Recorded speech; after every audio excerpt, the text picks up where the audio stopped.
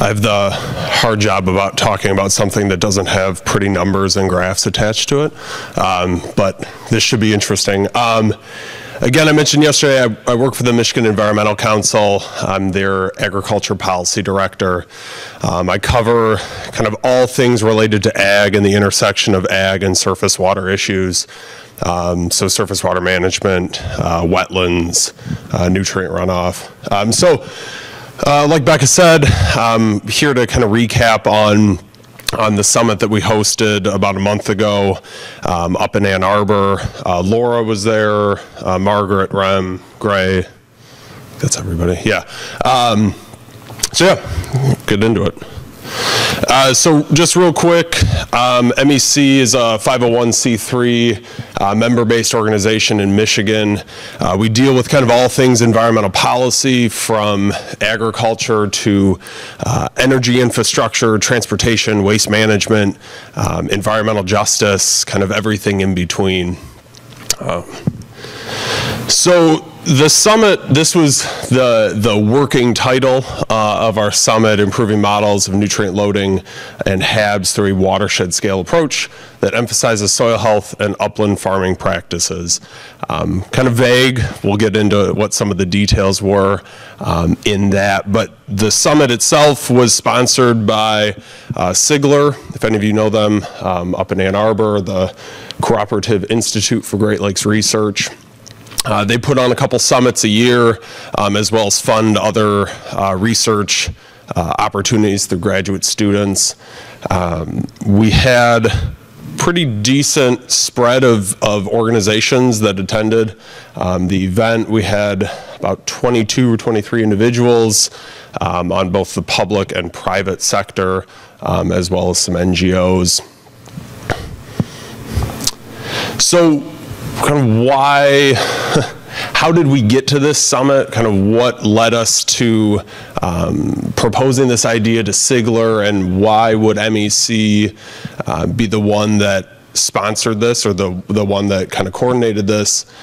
This is a very technical topic and very technical issue, and we are by default kind of a policy-based organization.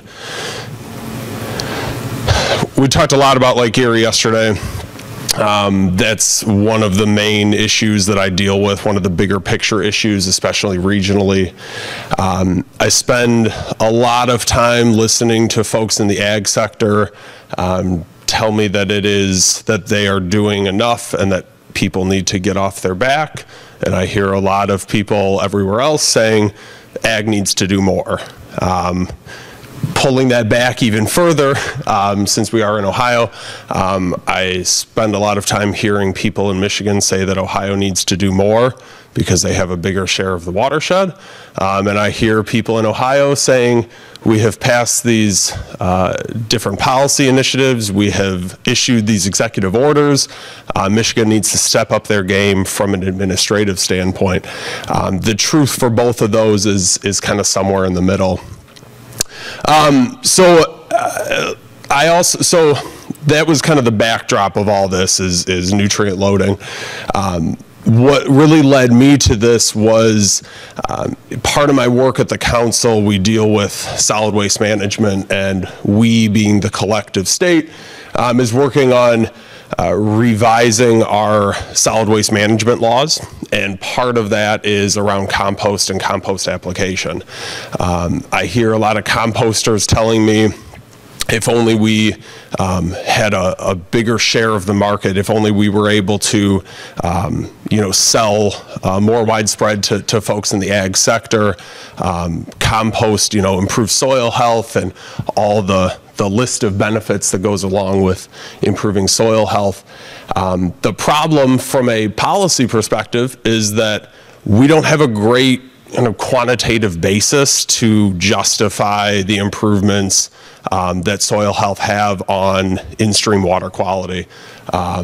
We have some kind of implied benefits, certainly at a yield response in the fields, and some kind of anecdotal evidence from in-stream and in lake, but nothing really widespread and predictable. So the drive for the summit was to start bringing these two worlds together, to start figuring out, can we connect soil health into watershed models? Is that practical? Is that efficient? What would we need to do to get to that point? So that would obviously have pretty broad policy implications, whether that's nutrient reduction planning through the Domestic Action Plan or other initiatives, certainly funding allocations, solid waste management, I already mentioned, a whole host of research opportunities, and as you'll see, we came across many topics and issues that would lend themselves well to research opportunities.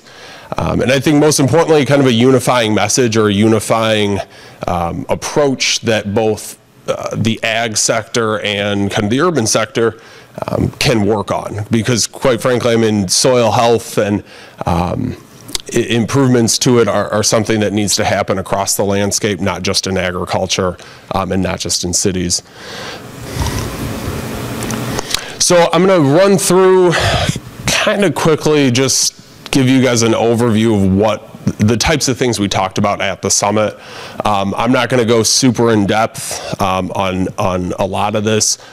Partly, and the caveat to it is I am neither a soil health expert or a modeling expert.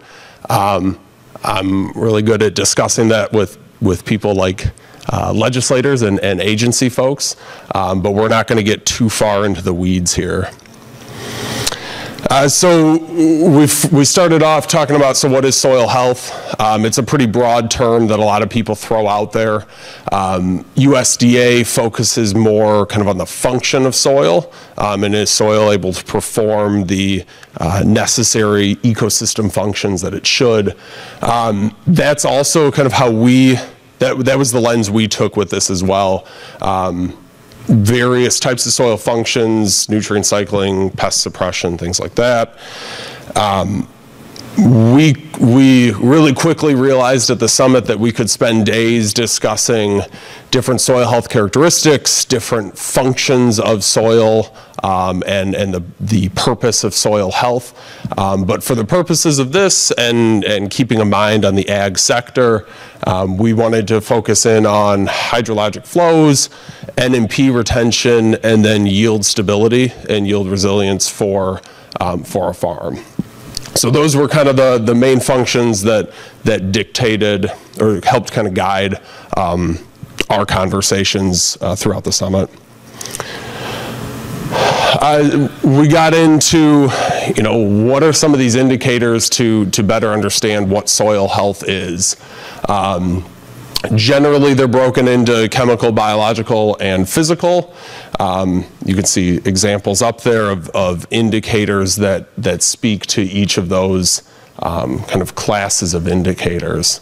Again, we had Jan Steese from Cornell, who works with the Soil Health Institute. Doug Carlin was there as well.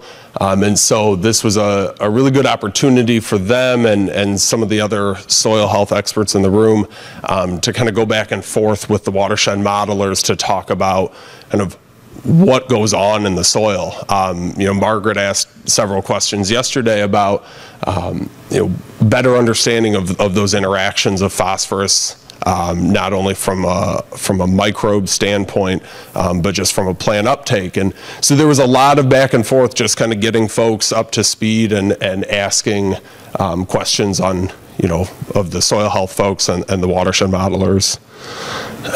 Let's skip over that.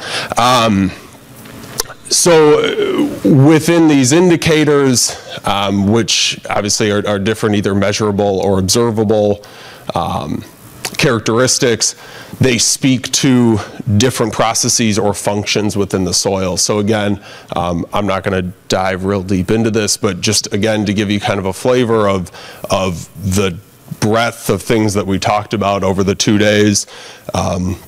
And really understanding, again, what do modelers need to be able to capture from the soil health experts and from the soil health discussion, and vice versa, kind of what do soil health experts need to better convey or described to modelers so that way it can be incorporated into models. Had a couple presentations throughout the summit. This first one was some folks out of University of Wisconsin Green Bay.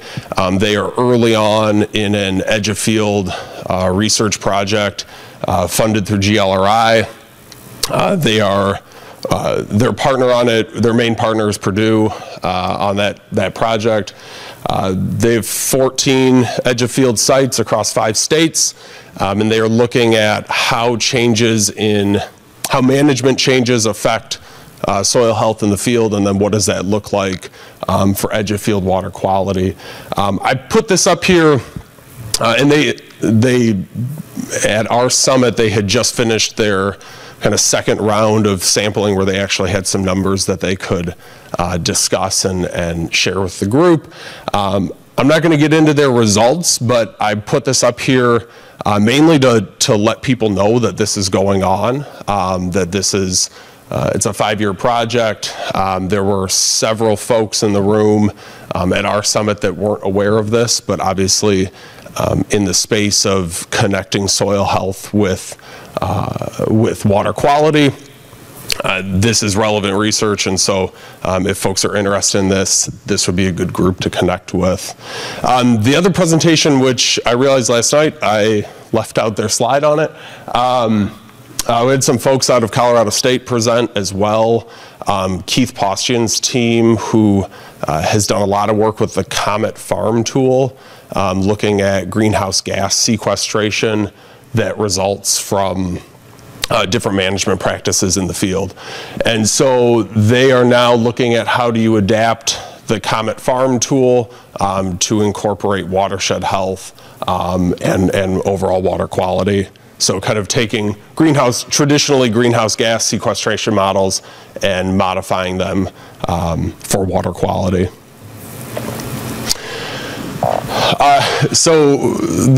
We kind of had to collect all of our thoughts. This is by no means a final conceptual design. Robin Wilson, which a couple people mentioned yesterday, was also there. She was on our steering committee, and she was in the back kind of silently typing furiously and creating various graphics. So I borrowed this from her. But we really needed to kind of collect all of our thoughts and get it into a form where we could compare our thinking to historical thinking. I mean, there's been a lot of work in this field. There was a lot of work done in the 90s, especially looking at linking models to water quality, or soil health to water quality. So this was just kind of our really course conceptual design. We didn't end up spending a lot of time. We weren't trying to spend a lot of time discussing management decisions. We went into this summit, we being kind of the steering committee, framing it in that the assumption is that we could implement management decisions that will result in changes to soil health. Our question was, how do you connect soil health, or those quantitative changes in soil health, how do you connect those to models? So we could spend, and we did spend a lot of time discussing different management decisions, what could farmers actually do, making sure that it's something that farmers would be able to adopt, but that wasn't necessarily a focus of our summit. And then you see, kind of getting to those overall objectives and goals around yield stability, nutrient retention, and maintaining flow or controlling water on the landscape.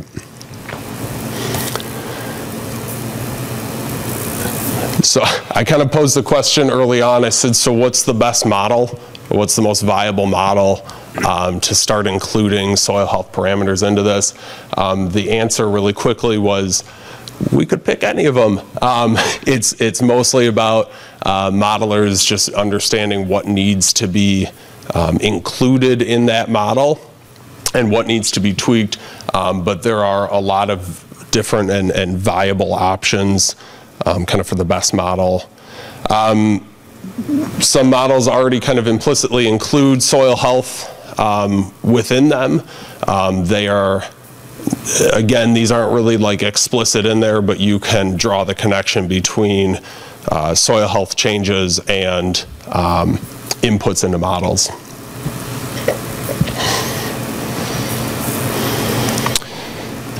Obviously, had to spend a lot of time looking at model limitations and gaps. It was interesting, and I was discussing this with some folks at dinner last night. Kevin brought up the point of, are we using models correctly? Are we still using them for the purposes that they were intended? And looking at this, we asked that same question of, is soil health something that lends itself well to being included in watershed models? Is it something that we can not only capture within inputs, but does it make sense to? Are we doing it comprehensively enough to where it actually gives us good information? Or are we just putting stuff in there, we're just putting information in there because we can, even though it doesn't really build that predictive capability because there are so many uncertainties. The biological processes in soil are so complex. Talked a lot about static and dynamic parameters within models. Obviously, soil is an ever-changing ecosystem, and the interactions between soil and plants change not only based on management decisions, but kind of on a temporal scale. Putting in a practice in year one, that benefit might compound on itself for the next 10 years. It might only be good for 5 years.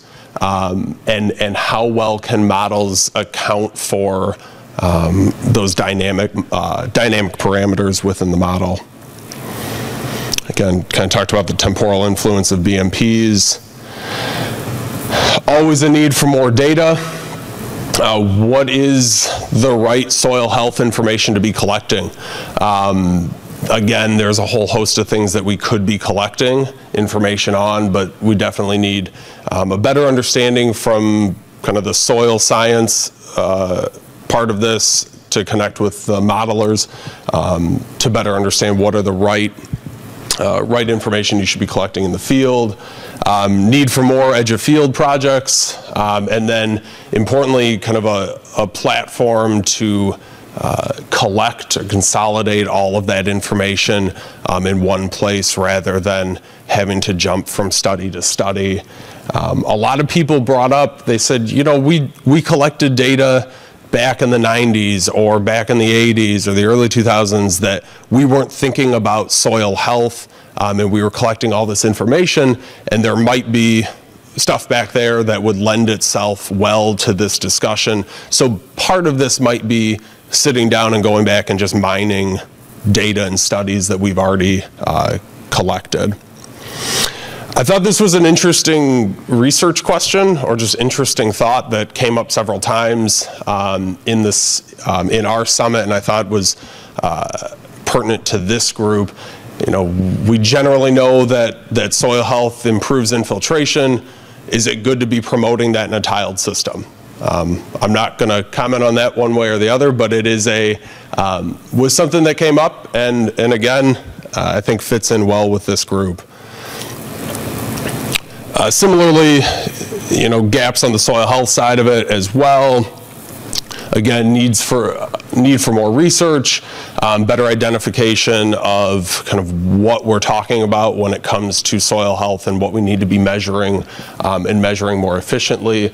I think the big thing that we kept coming back to, and this was discussed a lot with the representative from the Michigan Agribusiness Association, is we need a better understanding of the long-term data from highly diversified fields and highly diversified management suites of management practices.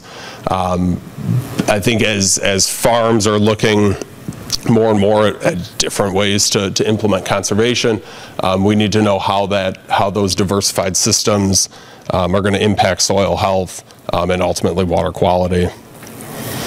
Again, these are just a couple research questions that came up, legume dominance and end fixation rates. So kind of the next steps from our summit, we're developing kind of a research-ish paper. I called it a white paper to the group, and the academics in the room were like, no, we're not going to call it that. So it's basically going to be kind of a rundown of identifying the gaps and limitations and data needs that we identified in our summit to better connect these two worlds. The idea is that then folks from our summit or groups like this can take that and say, okay, here's this list of research needs and data gaps that this group of 20 some odd researchers and practitioners identified. Now we want to go out and go after research dollars or grant money to study those gaps and start to fill some of to build some of those bridges between these two worlds. So that's still, we're kind of working on the draft outline and getting that all squared away. So slowly but surely.